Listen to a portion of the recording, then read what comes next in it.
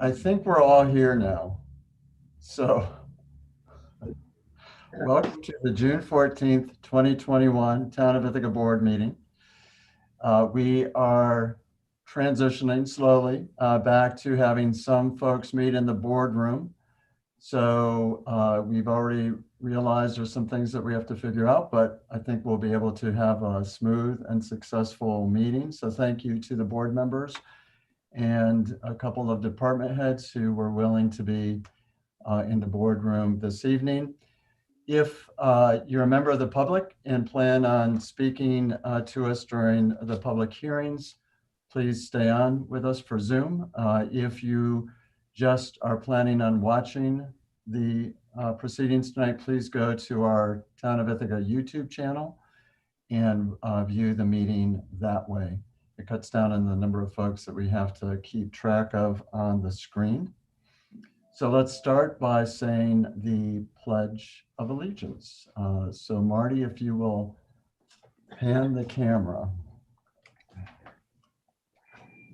I pledge allegiance The flag of the United States of America and to the republic for which it stands, one nation, under God, indivisible, with liberty and justice for all.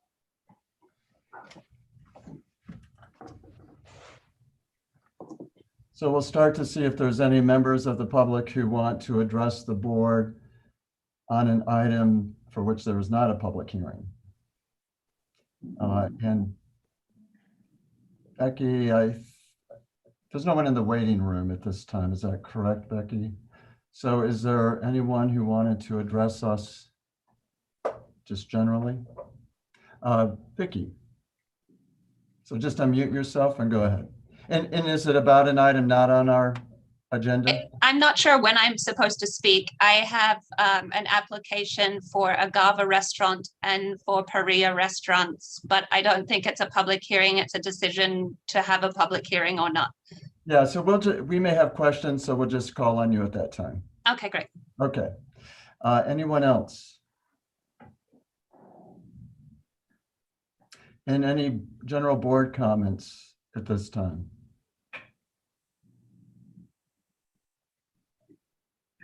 If not, we will, I do want to recognize that June is a few months. So June is Dairy Month. I knew that that would get a reaction out of Judy. It's also Pride Month, and we have the LGBTQ plus Pride flag hanging in front of Town Hall. And of course, we're one of the employers who will be recognizing Juneteenth. This is the first year that we will be closed on Juneteenth. And I think most people know what Juneteenth is about. I find it fascinating that, you know, it took 2 years before some slaves in Texas learned about the Emancipation Proclamation. And there was this joyful celebration, and it was called Juneteenth. We recognize Juneteenth and know that there's still things in our society that need to be addressed. So we wanted to call out attention to those things. Any other board comments at this time? If not, we'll go to the first public hearing, which is if there's any members of the public who want to address the board relating to the noise permit for the Ithaca Beer Company Summer Music Series. I'll open the public hearing. Any members of the public who want to address us on that topic? Bruce and Doug, I'd be surprised if you did want to speak on that topic. If not, I will close the public hearing at 5:39. Would someone like to move the resolution? Rich, is there a second? Eric, comments, discussion, questions? Rich. Say that this is an example of how businesses and residents can work together to find what appear to be equitable solutions to balancing the needs of businesses with residents. So I think this has worked out so far, and I'm anxious to see it work out again. Okay. Any other comments or questions? If not, we'll go ahead and move the vote. All those in favor of the resolution, if you could say aye or raise your hand. Aye.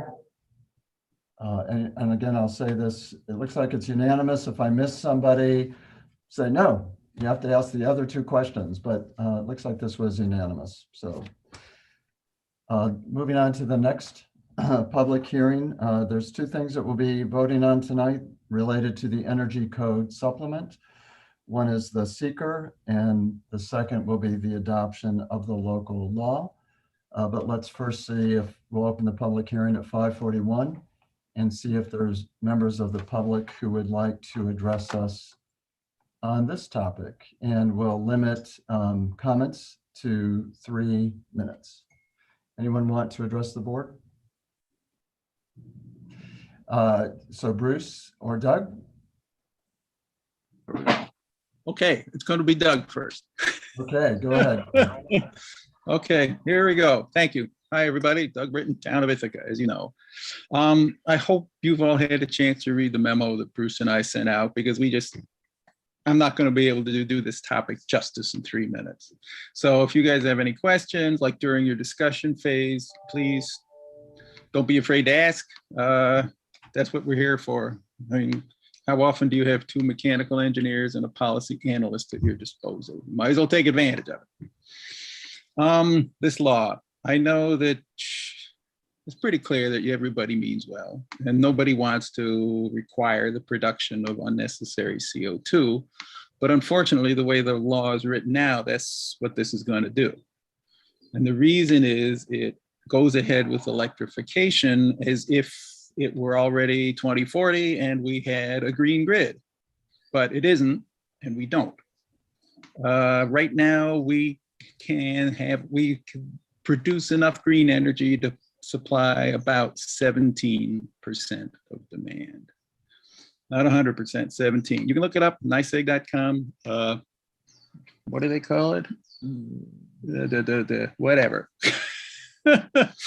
EPA says the same thing. It's about environmental disclosure. Environmental disclosure. It's about the same nationwide, 17%.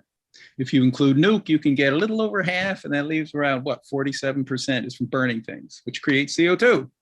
That's what we have the excess capacity in. We could do the entire grid by burning things. So if we hook up to the grid and electrify anything, what are they going to do in the short term? Only thing they can do, open the gas valve, spray in more coal dust, and we will be requiring people to burn dirty electricity. That's what this law requires. 2040, maybe it'll begin to require them to use clean, but until then, it's going to require them to use dirty.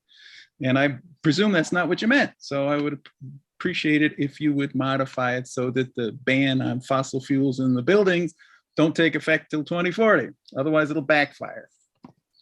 Now, fossil fuels out of the building is much less important than getting fossil fuels out of the power generation plant, because it's so inefficient to generate power by burning things. It's like 36% instead of a furnace, which can be like 97%. So the law is currently written. It requires you as your backup heat source for your heat pump to have electric heat, which will be, because it's provided by electricity, about 36% efficient instead of 97%. So you will end up creating 2.7 times as much CO2 as you would up with a gas backup. I don't think we want to do that, do we? So the ban on fossil fuels in the building, phase it in 2040, that's fine. But until then, it's going to backfire. So that's what I'm hoping you'll do. I guess that's pretty much it. Thank you. I hope you make the changes. I want it to work. I don't want it to backfire. Thanks. Very good. You right to about 3 minutes. I'm assuming, yes, go ahead.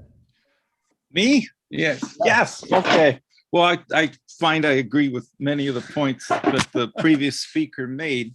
The grid is only 17% clean right now. If we put a new electrical load on the grid, the only way to meet that demand You can't make the sun shine brighter, the rivers flow faster, the wind blow harder. It's going to be shoveling on more coal. And so it doesn't matter how big or how green the grid is now, 17%, it's going to be 70% at some point. If we can't meet the current load, and then you add a new load on top, it's going to be met with dirty electricity. The only real advantage, the big advantage of this legislation is heat pumps, because heat pumps are more than 100% efficient. But as Doug mentioned, the backup heat, if that is electric, and if you make that backup heat through a power plant that's 36% efficient, instead of burning natural gas at home, 97%, you end up burning or creating 2.7 times as much CO2, as much greenhouse gas. So don't require electric for backup. And then just because fuel is consumed off-site doesn't mean that pollution is not created. There seems to be a wishful thinking that if we do it off-site, it doesn't happen. And then, so I think that largely it's a lot of what Doug already mentioned, but I wanted to talk about windows too. That's just one example of this legislation. It's completely backwards. There's a 20% window to wall ratio. It doesn't matter how much heat loss you have through opaque doors, glass doors, opaque glass spandrels, panels, skylights. None of that counts. What this law does not restrict for glass is heat loss. What it does restrict is if there's a view. If there's a benefit from having that window, if it increases productivity, if it makes you feel better, if it makes a small room feel bigger, if it provides passive solar, that's when this law limits to 20%.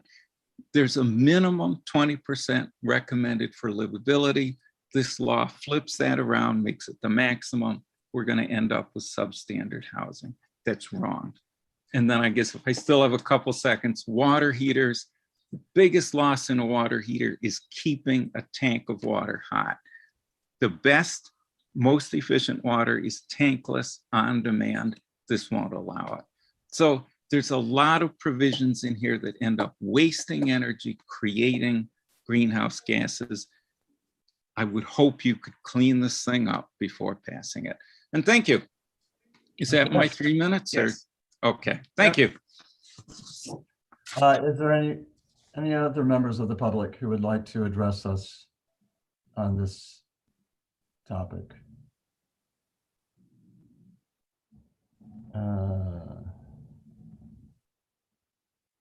And Becky, there's no one in the waiting room still, right? So, and I do know we got some comments, I think late today by email that's got sent out to the board. I believe that I saw Sarah Hess on here before, and I know one of the emails came from Sarah Hess. Anyone else? It looks like Sarah Hess is back in now. Sarah, did you want to, Sarah, we just acknowledged that we received an email from you. Did you want to say anything to the board? I'm sorry, I was having a lot of trouble with my computer. So no, as long as people receive the email, that's the most important thing. I really wanted to speak to the urgency of passing this. There's no time for delay. The climate changes are shockingly rapid. What's happening in the West Coast, and it's so alarming. There's no reason for delaying. We have to do all possible solutions simultaneously. Maybe it would make some sense to do them in some sort of sequential order, but there's not time for that. We have to do everything that we can. It's like throwing everything against the wall. It's that urgent. So I just urge you to consider that there's been 4 years of work on this, really hard, good work. And it's a really solid piece of legislation, of regulation, and just please endorse this proposal and pass it this evening. Thank you. Thank you, Sarah. Is there anyone else who wanted to address the board? If not, I'll close the public hearing at 5:51. I guess before we move the seeker, I'll see if there's any comments from the board. I know that Nick is certainly here, Ian is here. If they want to address anything that was raised by our speakers, or if board members have questions. So let me first see if board members have any questions. Rich? Yeah, first of all, I just want to thank Bruce and Doug for digging into this thing. I think you're guys are a valuable resource. I appreciate the time you put in on this. And I will say that I also, at a couple different points along the way, echoed a similar concern with respect to the energy mix that's currently exists on the grid versus using a high efficiency gas furnace, for example. So I guess I have a question for Ian and or Nick. As I understand it, the current law only allows for up to 10% of heat to be supplemented with resistance electrical heating. It's not, I think, and you can correct me if I'm wrong there, but I do wonder whether or not the efficiency of on-site gas appliances was taken into consideration when determining whether or not they could be allowed under certain in certain scenarios, could be even eligible for, you know, some kind of credit as a high efficiency device. It seems to me that we're just saying it burns gas, therefore it's bad, and you're lumping in, your 50% efficient circa 1955 behemoth with, condensing 98, 96, 97% furnace now. So was there any attention paid to the efficiency of gas appliances, or are they just kind of uniformly being pushed into the cornfield because they use gas? And I guess it's a question for Ian or Nick. Would you like me to respond, Rod? Yes, please. Rich, you're correct in the 10% cap for electric resistance heating. So that's either by electric resistance heat can be used to heat 10% or less of the building's heated floor area, or 10% of the annual space heating load.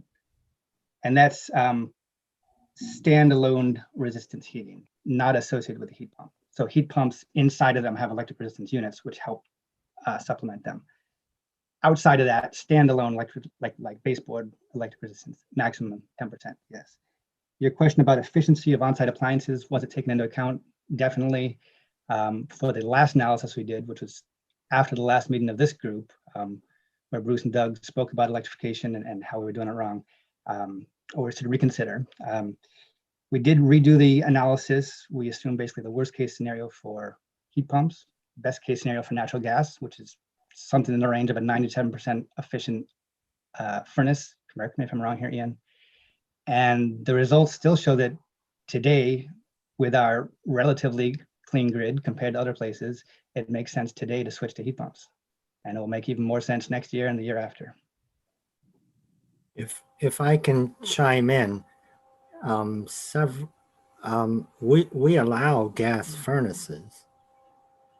It's only if you're seeking to comply with what's called the easy path that you get points for heat pumps, but we don't require heat pumps until later in the process, where we ultimately go fossil fuel free.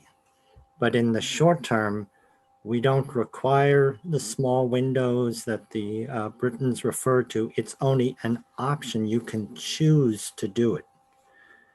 Similarly, we don't require heat pumps. You can choose to use a furnace, and you in fact can get credit for a high efficiency furnace through what's called the whole building path. We don't require the windows. You can get credit for a tankless water heater as proposed by the Britons through the whole building path. So all of these very good ideas can be used to comply with the code. They just cannot be used to obtain points through what's called the easy path. The easy path is intended to be an affordability-based path. And high efficiency furnace, tankless water heaters, all of those cost more money. You can use them, but you would need to go through a different compliance path. Along the timeline, heat pumps become mandatory, right? I mean, high efficiency furnaces will be precluded as an option. Is that Yeah, correct? all at in the final analysis, depending on when it's adopted, this code does take us in a total direction of fossil fuel free, net zero, and but with no restrictions on window area. The window, for example, the window, 20% window is purely to obtain an optional point if you choose to do that. And it's intended to do that in order to give an option for affordable buildings. And then finally, is it fair, given the grid mix, is it fair to refer to this as fossil fuel free net zero? It would be more accurate to say no on-site combustion of fossil fuels. We're well aware that they burn fossil fuels at a power plant. Okay, thank you. You're all set, Rich. For now, if we move the law, I might have a couple other things. Okay. Other board members? Pat? Yeah, we've talked about these issues for a few meetings, and it defaults back to the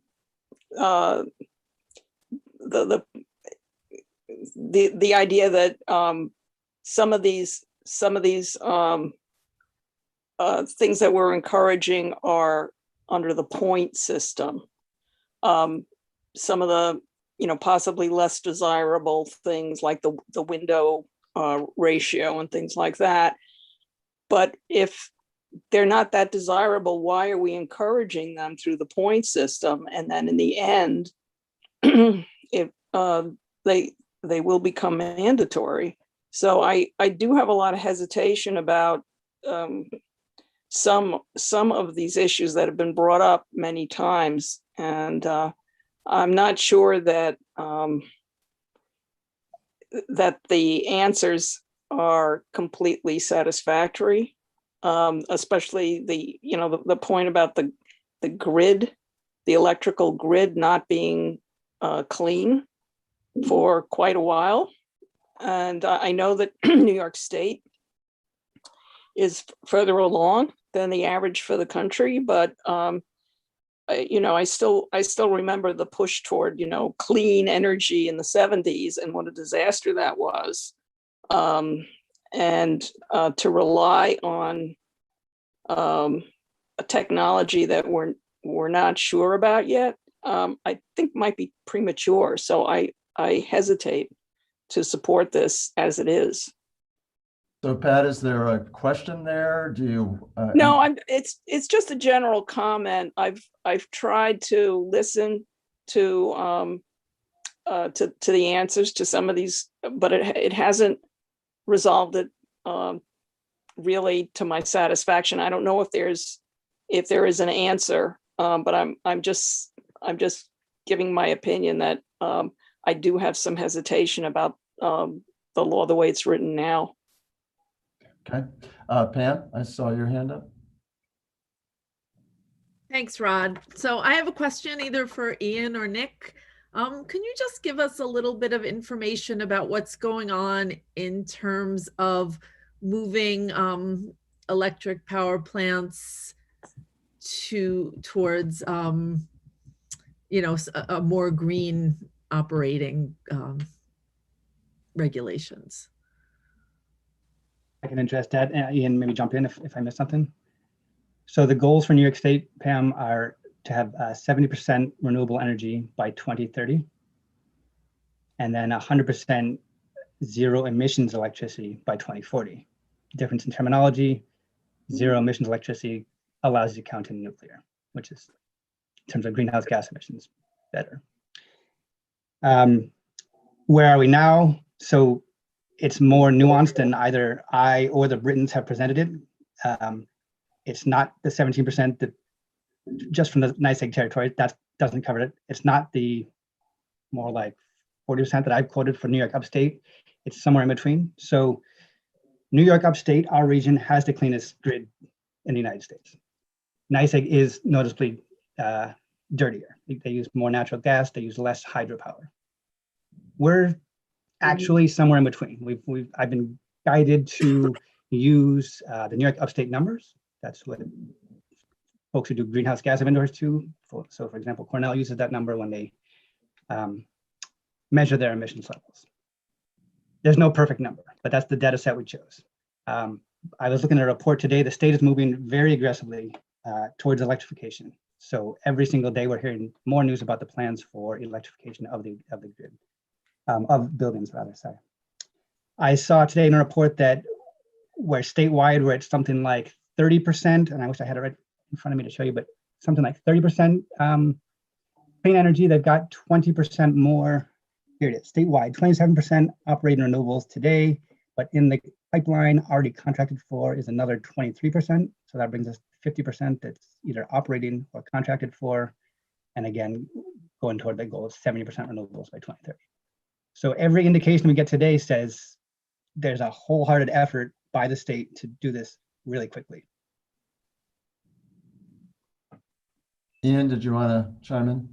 If I can chime in, yes. We've done our calculations over and over and over again, taking the most conservative estimates. And as of today, putting in a heat pump in your home in the town of Ithaca will reduce carbon emissions. And over time, as the grid gets cleaner, it will reduce it more and more and more. And the vast majority of the life of a new home or a new commercial building will be with lower emissions. But even today, a heat pump is extracting free heat from the outdoors and the emissions are lower. And if your building, in addition, has solar on it, that solar is sending some of its electrons directly into the building to power the heat pump for at least part of the day. So on net, even without solar, even with the current grid, we are reducing emissions immediately. And we have the calculations to back that up. Cornell agrees with us. Immediately reducing carbon emissions. And over time, that will be increasingly the case. Thank you. Any other board members who have questions?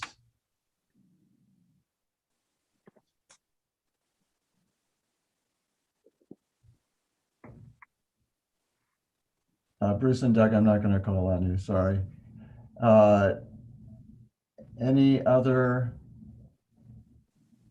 comments, questions? Comment. I think when residents do the kind of work that Bruce and Doug have done, you should call on them. But I'm not the chair of this committee, but I would benefit, personally, I would benefit from hearing what they have to say. I don't think that they've been gratuitous in their comments.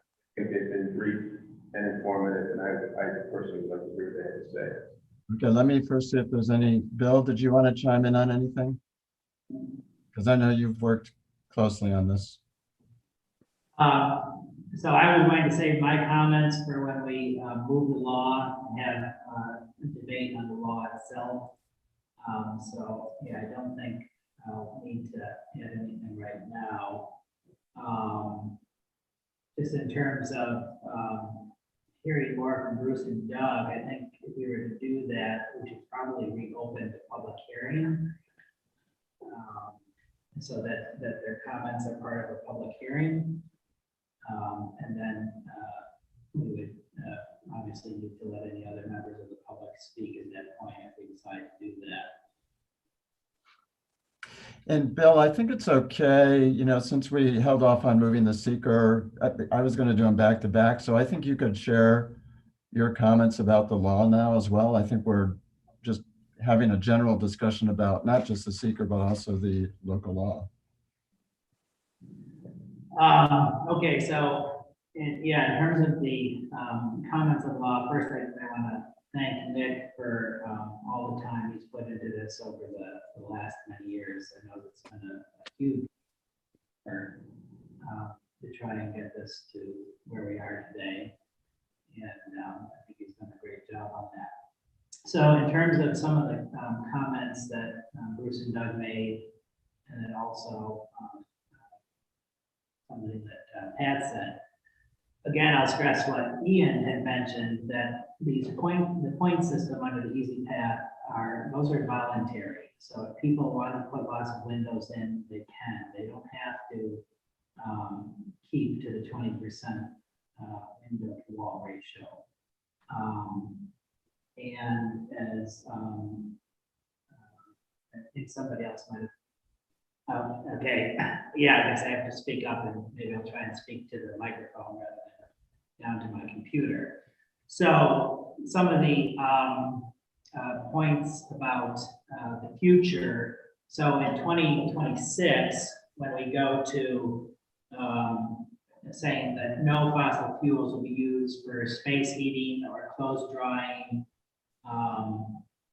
or water heating in 2026 going forward, people can still, put in windows that are more windows than the 20% window to wall ratio at that point. So so that doesn't bother me at all that we have that as one of the optional points that people can choose. If they want more windows and more natural daylight, they can choose to do that now. They can choose to do that in 2023 when we go from the requirement of 6 points under the Easy Path to 12 points under the Easy Path, and they can still do that after 2026 when we say that no fossil fuels can be used for space heating, water heating, or clothes drying. So that doesn't bother me at all. In terms of the cleanness of the grid, I would say that again, I think we should go ahead with this law tonight. And I believe that New York and the state requirements that are going to be affecting the grid over the next 5 years before 2026 are going to be improving the greenness of our grid, even though, as Nick and I think Ian has mentioned, here in upstate New York, we have the great benefit of having a very clean grid already, primarily because of the hydropower coming out of Niagara Falls, plus all of the wind and solar that are going up. And I believe the wind and solar are going to increase. In terms of the comment about not being able to add more demand for electricity to the grid before it becomes even greener. I'll just remind folks that this electrification or encouraging people to electrify their new construction is just going to be dealing with new construction or major additions that are going to be done, and that the big increase of demand for electricity from the grid is going to come in a few years when we have to tackle what are we going to do with our existing buildings and how are we going to try and encourage people to electrify those and get off of fossil fuels and natural gas in existing buildings. But I think with this law, because it does just apply to the new construction that will start, it's not going to create an unreasonable demand on the grid that the plans of New York State to increase the greenness of the grid will not be able to handle. And so I guess that's what I'll say for right now. Reserve my ability to add more comments during the discussion on the motion once we move the law. Any other board comments at this point? So a question for Susan Brock. So Susan, if I do let Bruce and Doug speak, do I have to formally reopen a public hearing?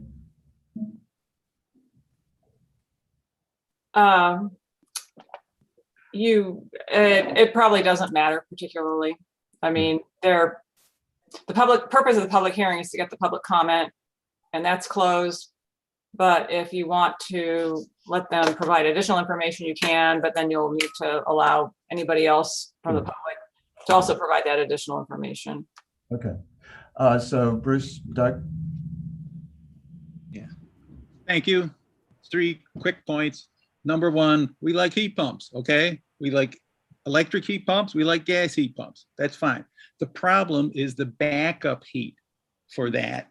In order to earn points, you are required to have electric. You cannot earn any points if you have any gas or other fossil fuel in your home. That's the problem. That's what we want to. So calculating, oh, it's better with a heat pump. We know that, but you shouldn't require inefficient electric backup. That's what's going to cause unnecessary CO2.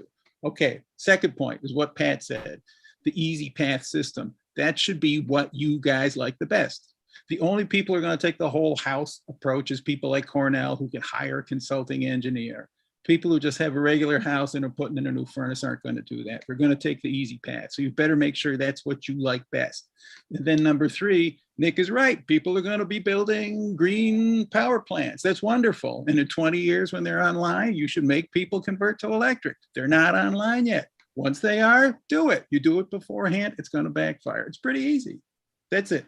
Thank you very much. Wait. The What? 4th point. Oh, what? The grid is only 17% green. Look it up. Oh, right. It's the same as the rest of New York. It's the same as the whole It's the country. same. So, it's great that Niagara Falls is there, but their power doesn't come to us. It goes to Toronto or Toronto something, or right? somewhere. We can't So- count stuff that's not ours, okay? What? Yeah, so Thank you. Rich, Rod, thank you. We appreciate just being able to clarify there. So, Thank you. And are there other members of the public who would like the opportunity to say something again? Are we ready to look at seeker? Would someone like to move the seeker resolution? I'll move it. Ian, is there a second? Eric, and I will read, so it's the same preamble for both resolutions, so I'm only going to read this once because a lot of work went into this. So the seeker regards 1, a local law adding chapter 144 to the Town of Ithaca Code titled Energy Code Supplement. 2, a local law amending chapter 125, Building, Construction, and Fire Prevention to add Energy Code Supplement references to the Town of Ithaca Code. 3, a local law amending chapter 207, Rental Property to add Energy Code Supplement references. 4, a local law amending chapter 270, Zoning to add Energy Code Supplement references. 5, a local law amending chapter 272, New Neighborhood Code. Boy, we're already revising our new neighborhood code to add Energy Code Supplement references to the Town of Ithaca Code. And the resolution says the Town of Ithaca Board hereby makes a negative determination of environmental significance. Any discussion about the seeker resolution?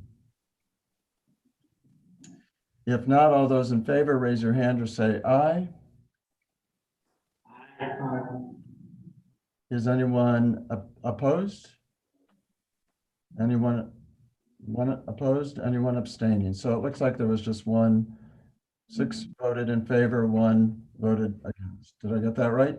Becky, you're watching, right? So uh, moving to the adoption of the local law. We can have further discussion, but would someone like to move the resolution? Bill, is there a second? Pam? Discussion, comments, questions? I have a couple things. I just want to clarify this. My secret vote was because I don't feel qualified to render an expert opinion on the environmental benefits or detriments to this action. So the fact that we're a lead agency means we have to take a position on this, but I don't know that this is short form material here. I think this rises to the level of a more extensive review. And so I voted against them on that basis. But I guess we'll just get to the questions about the, oh yeah, my primary question had to do with going to from 6-point requirement to a 12-point requirement in a year and a half. And I imagine that doing so will potentially incur more costs. I'm just, it's an assumption that having to incorporate more requirements might end up being more onerous on builders and developers. And so I wonder, are there certain assumptions about the costs of green technologies or things? Is there an assumption that things are going to become more affordable over that period of time, or are we just trying to make it easier for people up front as we ease into this new regulatory regime? And I guess that, Are one of you able to address that?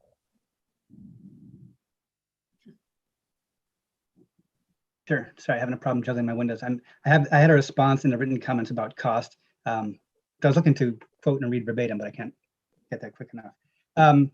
Basically, Rich, also a little equity. I'm not sure I heard 100% of what you said, but I hear you asking about cost, especially in relation to requiring 12 points instead of 6 will be more costly. So we think that starting at the beginning, the 6 points, especially for residential, will not have a cost impact. For other buildings, for some larger commercial buildings, could have a small price impact.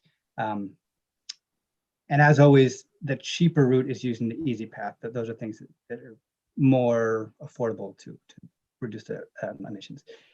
Going up to 12 points to net zero. So back when we did the Green Building Policy Report in 2018, I think we put an upper bound of price increase, and this was for net zero buildings. That's like the end goal, at something like 15% price increase as a sort of rough maximum. Since then, that's been what, 3 years, prices have come down on heat pumps, LED lights, solar panels, etc. Rocky Mountain Institute did a analysis specific to Ithaca on net zero homes specifically, and found like a 6 to 8% cost higher than the base code built building for net zero. Again, that analysis is also 2 years old. So I think we're looking at definitely for the 6 points, and even also for the 12 points, especially residential, fairly small, if any, price increases. Can you add detail to this, Ian? I'm sorry, go ahead, Rich. I'm saying, is there also an assumption that the more of these amenities that you incorporate, you're going to actually get a payback on your investment as well in terms of energy savings? Have you done any analysis on that side? Ian, would you mind providing some details on this? Well, I'll answer both. There's also been the introduction of community energy. So you can sign up for solar without any upfront cost.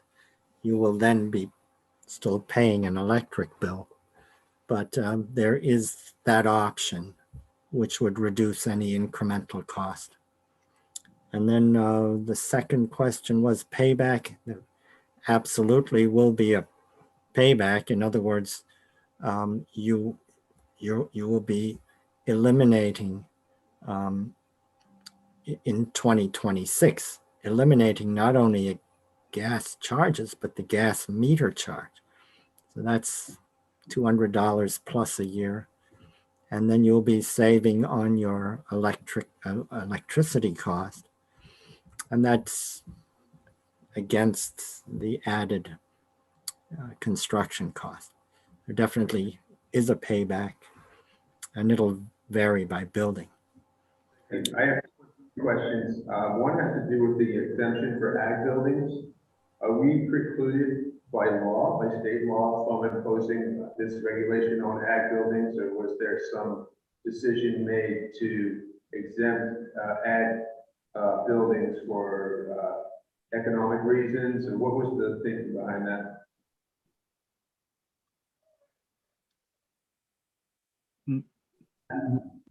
Bill, go ahead, and then we'll give Nick a break for a minute.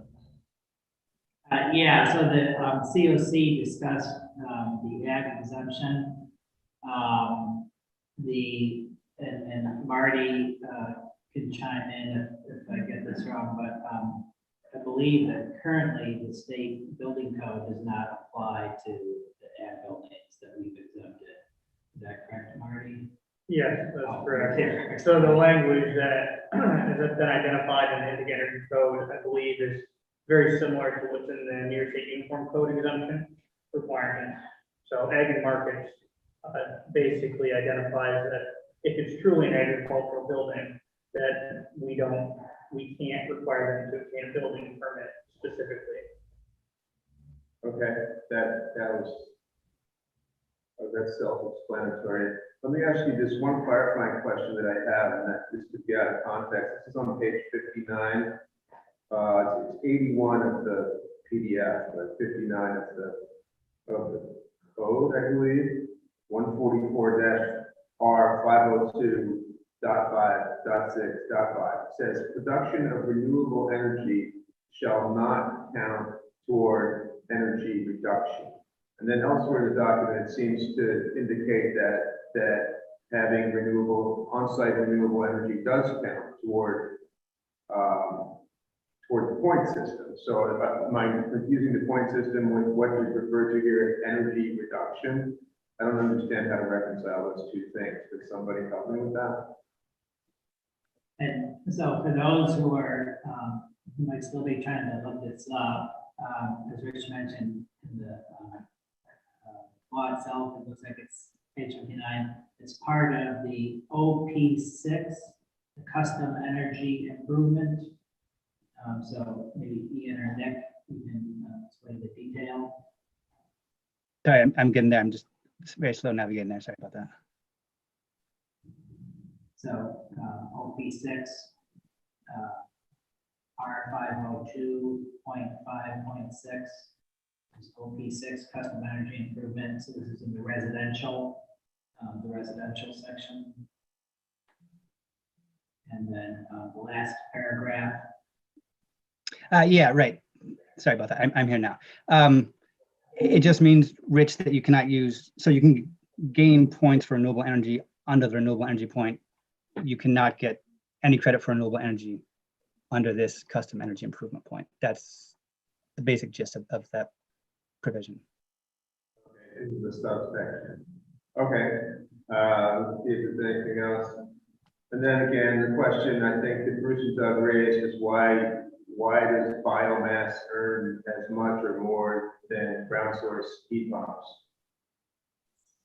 In the residential compliance summary table, 5 points for biomass and 5 points for ground source heat pumps. Yeah, there's a pretty lengthy response to all things biomass in the, it's a couple months old now, but I had a bunch of responses to public comments, and the biomass is addressed in there.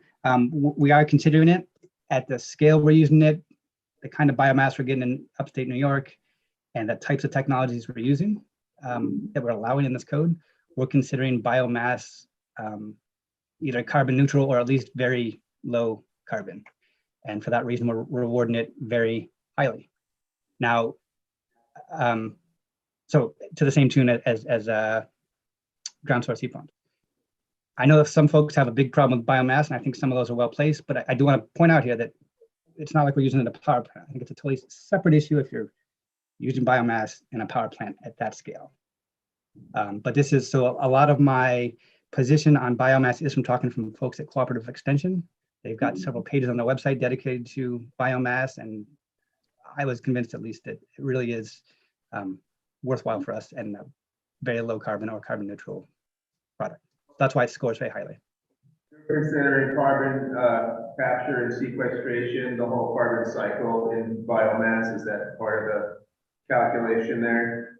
That the carbon that's being released was captured or will be recaptured by new growth, right? That's the whole idea.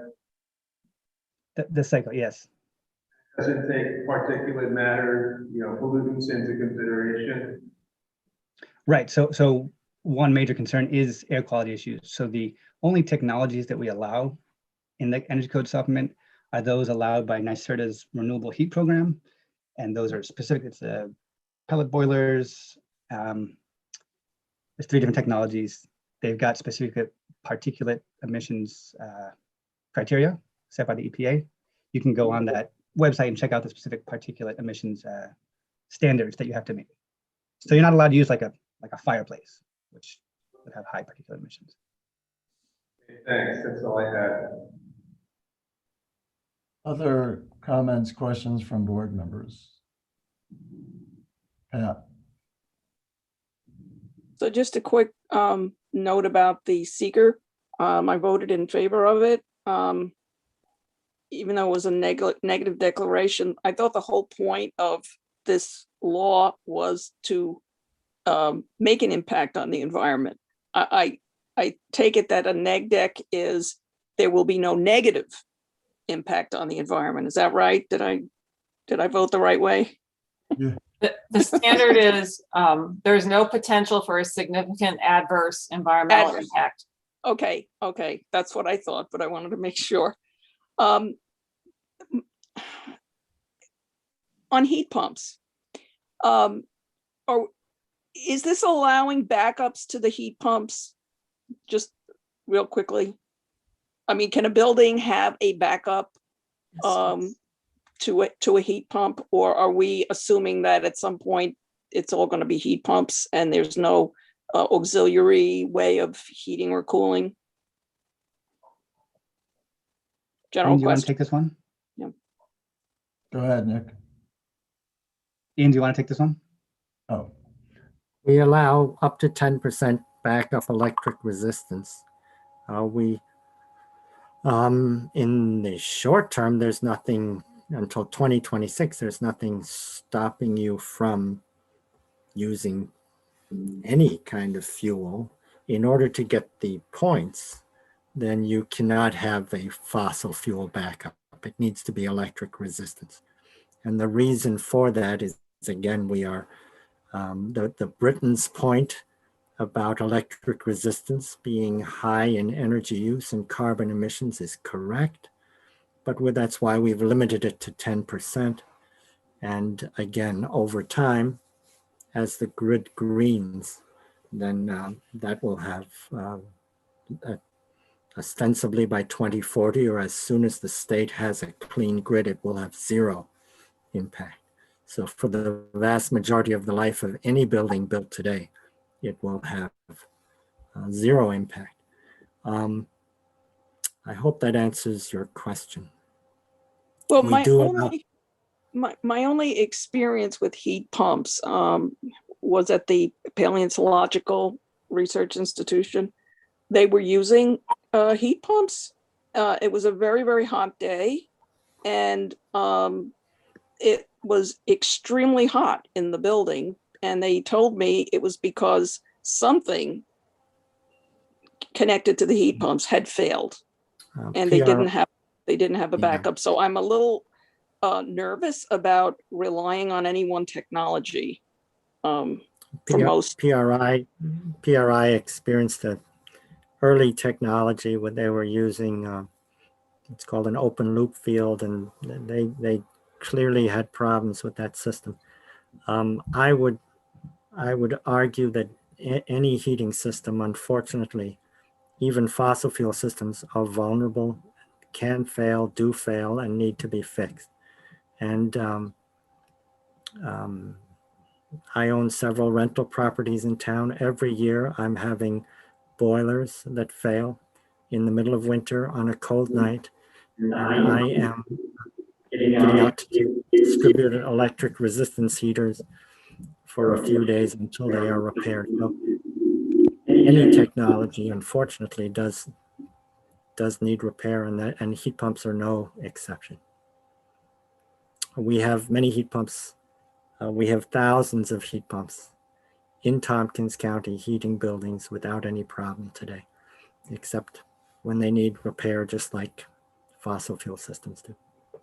Thank you. Bill, I think I saw your hand up next. Yeah, I was just gonna make a comment on the thought about, you know, delaying some of the requirements further until the grid is cleaner.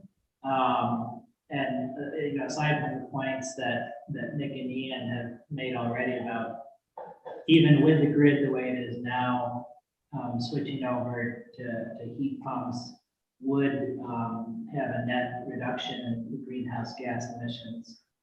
Another point, I think, is that because this is applying to new construction, if we don't require folks to move toward electrification now sooner, then you know, they'll be putting in systems in their buildings that they make a lot of investment in, that cost a lot of money. And so even when the grid does become greener, they'll be less likely to switch them over to electrification until those systems fail. And so we're losing the benefit of the, you know, reduction of greenhouse gases that having those systems in there sooner rather than later would provide at that point. And also there would be a larger cost to put those systems in as a retrofit at a later time than to have them designed and built in now when the new construction is being put up. So I think that's another point arguing for starting these requirements for new construction now. Other board comments or questions?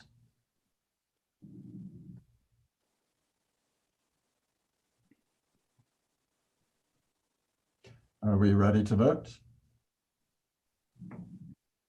I'm actually going to call on people just because it's harder. Sometimes it's hard. So we'll go ahead and vote. And I'm just going to go in the order that I see folks. Rich, we're moving forward on the adoption of the local laws. Rich? Aye. Ian? Aye. Pam? Aye. Pat? No, sorry. Eric? Bill? Aye. And I'm an aye. Did I miss anyone? Okay, it's passed. Nick and others, congratulations. A lot of work went into that.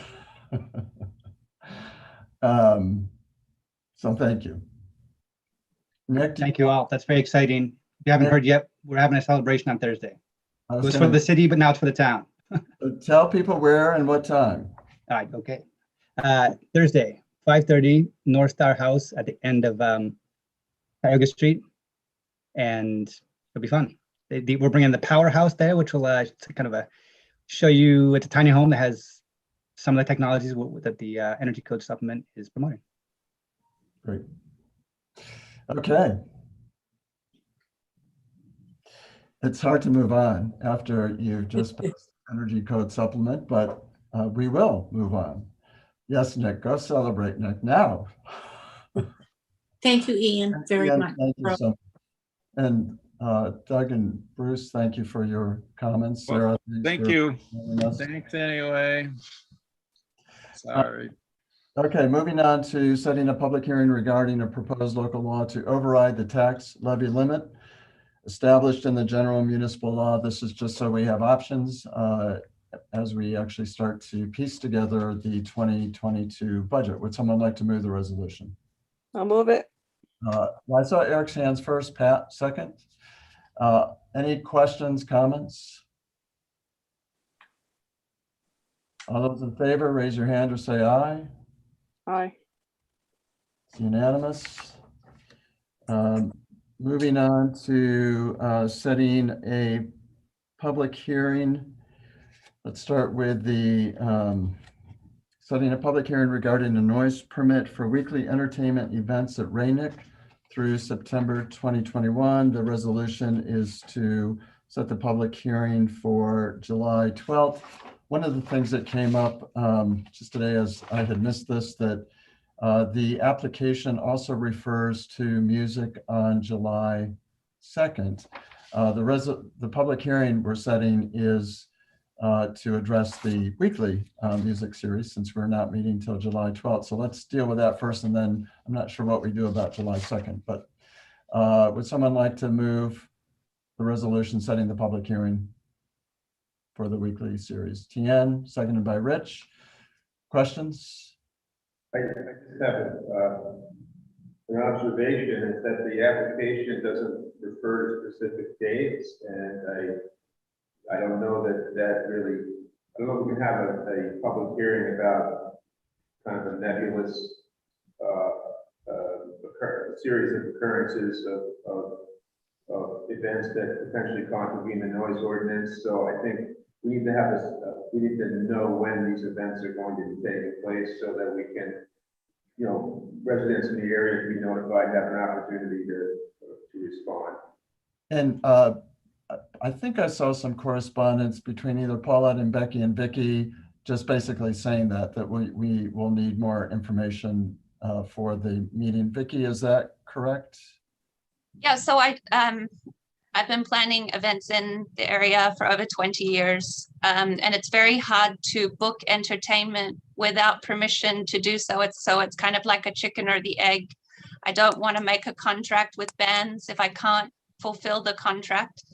And so I proposed that I was doing music twice a week, and potentially Tuesdays and Fridays at Agava, and 2 nights a week at Paria, which is at the former country club. I think most music venues haven't been getting permission to have small events where the sound doesn't protrude beyond your boundaries of your property. But because we now have a lot of outside activity at both locations versus inside activity because of the pandemic, it's kind of changed things. And yeah, so I don't want to make a financial commitment or a commitment to bands getting paid or to before I know if I'm allowed to have music. So it's a weird situation, which is why I don't have additional detail. I would be setting the schedule before the public hearing. I had thought that the public hearing was going to be on the 28th of this month. So that we would have time to be able to do it before the July 2nd event. Well, and that would solve something. I don't know why. I think we can do it on. Is there any reason we can't move this to the study session? Do we have enough days to advertise the public hearing? Yeah, let me look at the noise law. It might be a 10-day requirement. And so just getting it published, the mechanics of getting it published, we may or may not have enough time. Let me look at the noise law quickly.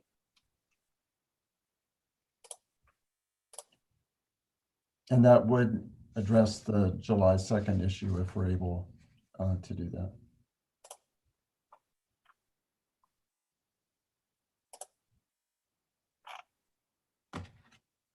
So Vicky, you're working on both events then, both?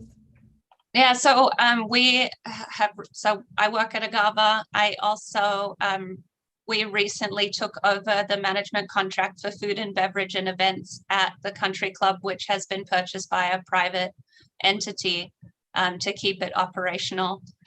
So we started here with members only and switched over to being open to the public now, which is pretty exciting to have an event space here in the town. So we're trying to get things going. Working in the town, I've worked in the city a lot. So there are different regulations in the city, so I would have come earlier if I had have understood the different pieces of it. Susan, do you have an answer?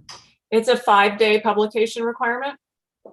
So we would need the dates for the proposed music series to put into the public hearing notice. And then it typically takes a few days to get it in the paper. So you can work, I mean, if the board adopts this, you can work with the town clerk's office to find out when you need to get them that information. I do have a quick question. So the way that the code reads is that anytime sound is amplified at any level, that you would require to have a date published. So even if I had a small acoustic duo in the lawn, it would require a date for that, is the way I think it reads. That seems really a lot because there's a lot of flexibility in entertainment. So it makes it hard because if it goes beyond your property, the sound produced beyond your property, or is it if it's on your property as well? If I could make a suggestion, it sounds to me like you want to apply for you cast a fairly wide net with your application, and to the extent that you can suggest mitigation strategies that can convince the board that your events aren't going to be problematic. You can say you want to have music on, whatever number of days a week for the duration of the summer, whatever, so that you're covered and we're convinced that, notwithstanding any unforeseen occurrences, things are gonna be fine, and we're more likely to consider those things. Yeah, I did submit that information to, I believe, Becky in an email talking about the days of the week and the time of day and the mitigation strategies that we would use, including parking, because that's a big thing I learned at the country club / Rainick. So I'm not sure if you received that. Right, so I think that to the extent that you can include those in your application materials, they're more likely to reach board members. Okay, great. And Becky, I don't think that additional information got sent to the board, right? Yeah, I have the noise permit application. The email is in our packet. Okay. So it sounds like Vicky, if you can get more specific information, it looks like we could change the resolution to read at our meeting on Monday, July 28th. June 28th. Then we could also, look at the July 2nd, not just the weekly. Becky? Can I just share that I got the neighborhood list for both locations, and Agava does not have any residences. There's just some businesses that probably won't be in operation during that time. Okay. We didn't move, did we move this resolution to set a public hearing? We did. Tian moved and Rich seconded, and that was for July 12th. And you two are okay if we move the date to June 28th? Yes. Okay. Any other, and again, this is the one focused on Rainick. Any other comments, questions? All those in favor, raise your hand or say aye. Unanimous. And then the second one that Vicky has already started mentioning is setting a public hearing regarding a noise permit for weekly entertainment events at Agava. Would someone like to move this resolution? Pam, is there a second? Rich, seconds? Questions, comments? And would there be any reason, well, we just moved the resolution, but any reason not to just make this also June 28th? Rich and Pam, would you be okay with that? Vicky, is that possible? You can get information about both places to us so that we meet the deadline and okay. Yeah, I do have a quick question, if it's okay. The July 2nd event that we would like to do would include 2 bands So one of them being True Blue, which is, I don't know if people are familiar with True Blue. And the second one would be the Yardvox, which is a group like similar to Radio London, but it would be followed by fireworks at that event and be open to the public. My question is, am I able to advertise the event in advance of, so knowing full well that if you didn't approve the permit, that I would need to cancel the event after June 28th, between June 28th and July 2nd? Susan, I don't know, can they? Well, for the fireworks, we can't issue a noise permit. We're, the New York penal law preempts us from that. So you don't need a noise permit for the fireworks because we can't give one, okay? Okay. Start marketing the event and then. But I mean, as far as marketing the music, you know, I don't know that we can really advise on that. I mean, I think you can work with probably Marty Mosley, our codes director of codes enforcement, and he can talk to you more specifically about what is and isn't allowed under our code in terms of noise. It prohibits unreasonable noise, and there are some provisions more specific to amplified music. So I think maybe he can work with you on that. Yeah, I've been working a lot with Marty. Also, like, my 2 cents, which is that the noise permit protects you against somebody complaining about the noise. It's not like we're going to run up there or anybody here is going to run up there. You don't have a permit, you can't do this. It's just somebody who hears your noise and doesn't like the noise. You can point to a permit and say, well, the town board considered this and found that the benefits outweigh the detriments, et cetera, et cetera, et cetera. So I'm not likely to shut you down. I'm likely to actually be there, but you know, I can tell you, you know, you have to advertise at your own risk, but you know, you're really just protecting against complaints. And Marty. I was concerned there for a little bit. Any other comments? If not, let's vote on the resolution, knowing that we changed it to Monday, June 28th for the public hearing. All those in favor, raise your hand or say aye. Aye. Unanimous. So Vicky, you know you've got some work to do with some of our folks. Absolutely. Okay. Thank you so much. It's been a difficult road for restaurants and musicians in the last year. And with the new reopening, we're excited to bring some fun stuff to the town. Thank you. Yeah, we're anxious to get out and enjoy. So some of us will probably be there. Fun. Thank you. Take care. The next item is there's a draft resolution to adopt the 2022 PEG Access Studio Capital Budget. And that's followed by a little bit of information about this. You know, the resolution says that we'd be approving a contingency capital budget not to exceed 30,000. Rich, is there anything you want to say about this?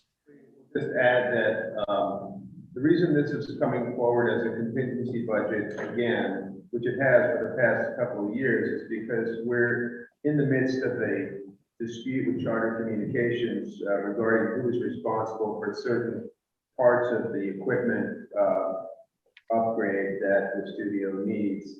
The franchise agreement with the city of Ithaca is that's the agreement that governs how PEG is administered, and that it does put Charter on the hook for iNet equipment, and roughly a third or more of the equipment that's been estimated for the facility is iNet related. So they're trying to hang the entire cost on the municipalities, and we're saying, wait a minute, the franchise puts you on the hook. So until those things are ironed out, we didn't think that it was the wise thing to do to create a bunch of line items that potentially set a precedent going forward as to how money will be spent. So this buys us a little bit of time, and hopefully will allow us to deal with this, resolve this funding issue.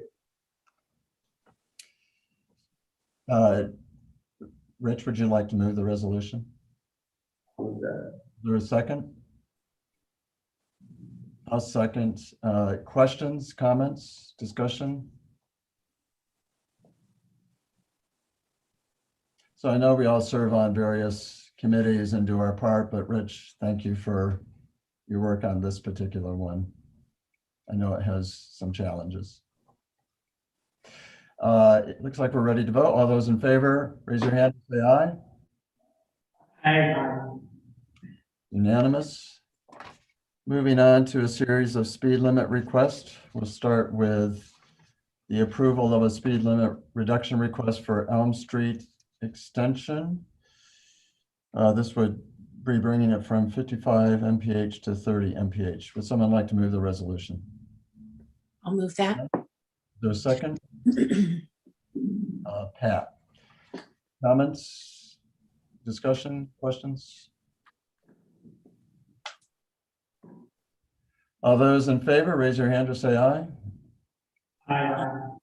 Unanimous. Moving on to approval of a speed limit reduction request for Hopkins Road between Bundy Road and Hates Road. And this would be reducing the speed limit from 45 mph to 30 mph. Would someone like to move the resolution? Pat, and then I saw Tien's hand. Comments, discussion, questions?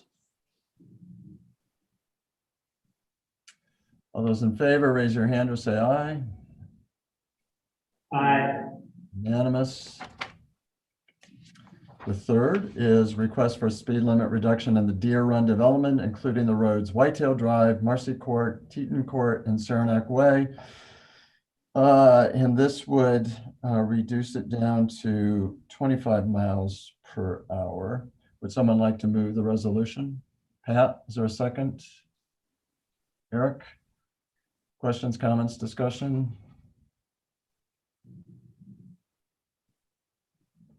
All those in favor say aye or raise your hand. Aye. Unanimous.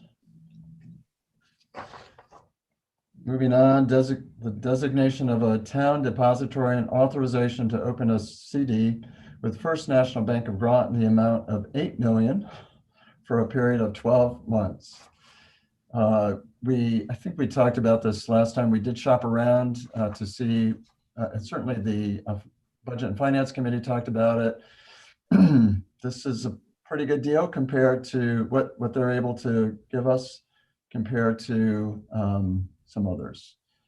Donna, is there anything you wanted to, Eric or Donna, say about this?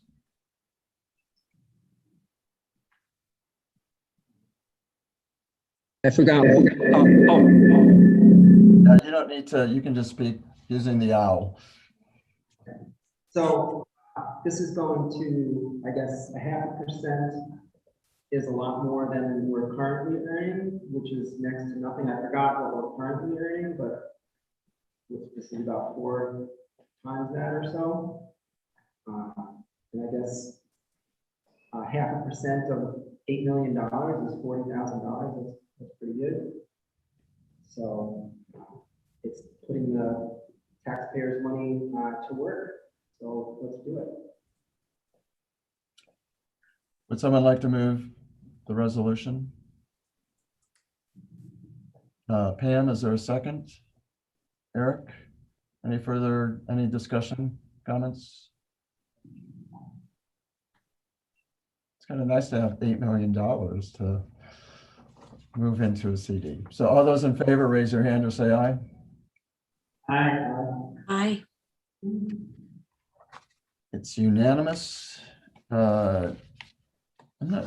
This was just to be safe. It wasn't clear whether we needed a resolution about this, but the next resolution is approval of the City of Ithaca Fire Department budget amendments.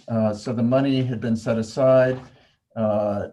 This is to replace some necessary equipment and to fill some vacant positions. And there was a little bit of I think we included the city's resolutions and then a memo from Tom Parsons about this. So it's not any money that we hadn't already set aside. for City of Fire Department expenses. Donna, did I word that correctly?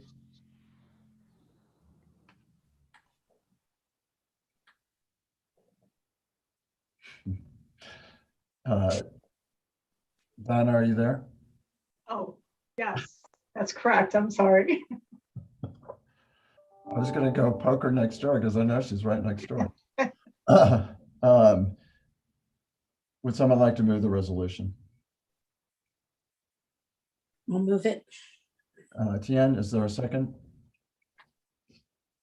Pam, discussion, questions? Rich? I see two resolutions that seem to have come from the city administration committee. Do we have a resolution of our own? Will these stand alone or are they in the packet? We included in the packet their resolutions, but we just have the one resolution that combined. I don't know what I'm missing here. But I'm not seeing it. I don't see the resolution in the packet either. So. Well, it's a very simple resolution. I'll read it to you. I have a hard copy. So anyway, whereas the town of Ithaca has entered into a contract for fire protection with the city of Ithaca for the provision of fire and emergency medical incident response by the Ithaca Fire Department within a portion of the fire protection district of the town of Ithaca.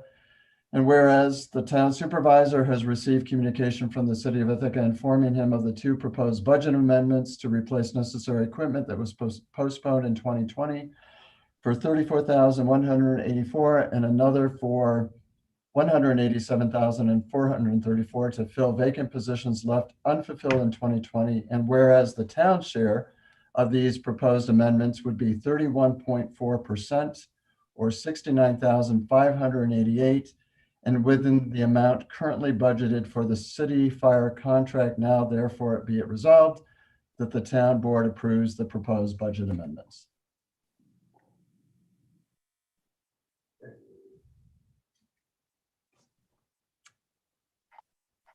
Any questions, comments? All those in favor, raise your hand or say aye. Aye. Aye. Unanimous.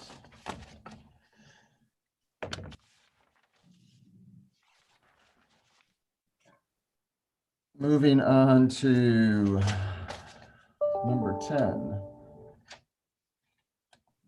This is setting a public hearing regarding a proposed local law entitled Amending Zoning Chapter 271 of the Town of Ithaca Code, titled Zoning, Special Land Use Districts, to modify and expand the permitted uses in Plan Development Zone number 12, which is the South Hill Business Campus. Would someone like to move the resolution? Okay. Is there a second? Eric, and this is setting the public hearing for July 12th. Questions, comments? And there's a memo in here in your packet, hopefully, from Sue, along with the changes to the local law. All those in favor, raise your hand or say aye. It's unanimous. Moving on to a resolution. This is a supplemental agreement with Bean Associates Landscape Architecture to address cost overruns and providing professional services associated with the Inlet Valley and Elmira Road corridor. We'd like to add another $6,250. We are in the final stretches of working with Bean Associates. Would someone like to move this resolution? Pam, is there a second? I'll second. Questions, comments?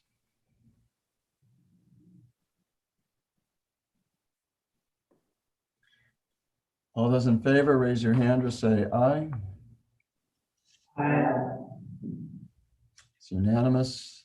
Number 12 is the consent agenda. Would someone like to move the resolution? Eric, seconded by Tian. Questions, comments? I just wanted to thank Mike Smith for doing the report on the Ithaca College wetlands. Seems like there's a lot of work involved there. So Sue, you'll extend that appreciation to Mike. Yes, I will. I also wonder what staff is compensated for its annual review by the developer, and maybe that's something we should consider in the future. Because this is an ongoing obligation by the town to oversee a mitigation that was required because the developer wanted to build on a wetland. So this had to occur in order to make that development happen. So it'd be nice if we could maybe squeeze out a few bucks to pay for this type of thing in perpetuity going forward. But this is consent. So no. If we're ready to vote, all those in favor say aye or raise your hand. Aye. Unanimous. Report of town officials. I just have a couple of things to mention, and we'll be talking about these later. The state has passed a utility moratorium that doesn't allow us to levy unpaid utilities. We are, and also to notify all our residents about this. So this is catching, I mean, even though I think, Susan, you may have first sent us something back in October of last year that this was being discussed. It was just very recently that we've started getting more information. It's catching us by surprise a bit. So I know that Susan is looking into this, and I know Guy Crow is as well. So I've asked Susan to just check signals with Guy Crow so they don't duplicate efforts. So this is really just a heads up. We'll be talking about this more. Susan, is there anything you wanted to say about it? I did just trade emails with Guy on Friday, but he had a lot of other things going on, so we'll hopefully talk tomorrow. Okay. He actually he said he'd already given advice because villages had to act sooner because of their different budget cycle. So I think he was already, I think he may have already worked things out for the villages he represents. So I'll find out exactly where he's going with everything. Great. If you're interested in going to celebrations, the Cuga Lake Blueway Trail launch they're having a launch on June 22nd at 10:45 a.m. at Teganic Falls State Park. It didn't say exactly where, but I guess they finally have all the signs up and they're going to launch the Cuga Lake Blueway Trail. And if you'd like to come to ribbon cuttings, the next ribbon cutting that I know about that impacts the town is June 25th at 3 o'clock. And this is for the expansion of Castle Cleaning Services at South Hill Business Campus. Nick has already invited us all to come and celebrate the Energy Code Supplement on Thursday, so that's exciting. Any other reports of town officials? I do have something under correspondence that needs to be brought up, but any other report of town officials or department heads for that matter?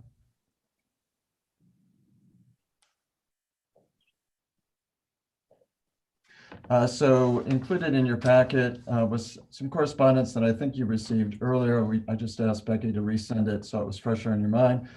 This is a memo from Krista Nunes about some things that she wants to do. I think she calls it the Learning Farm. And they want to do some things that aren't currently allowed, a lot of things that aren't currently allowed in what it's currently zoned as.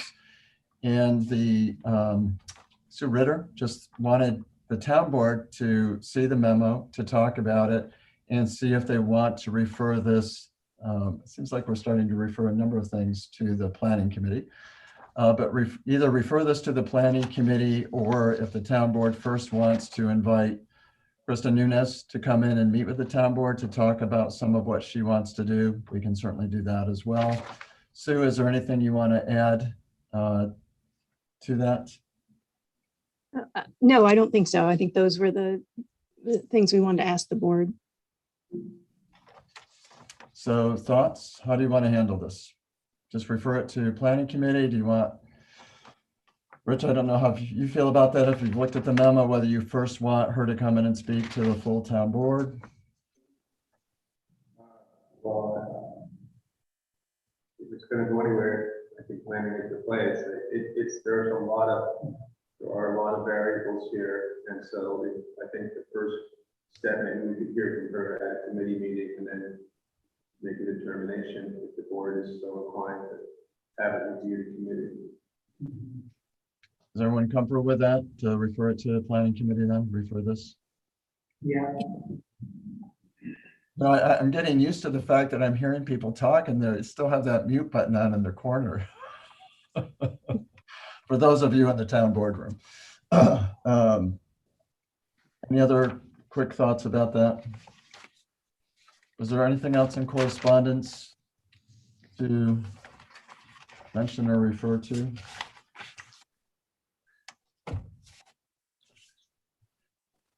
Anything else this evening?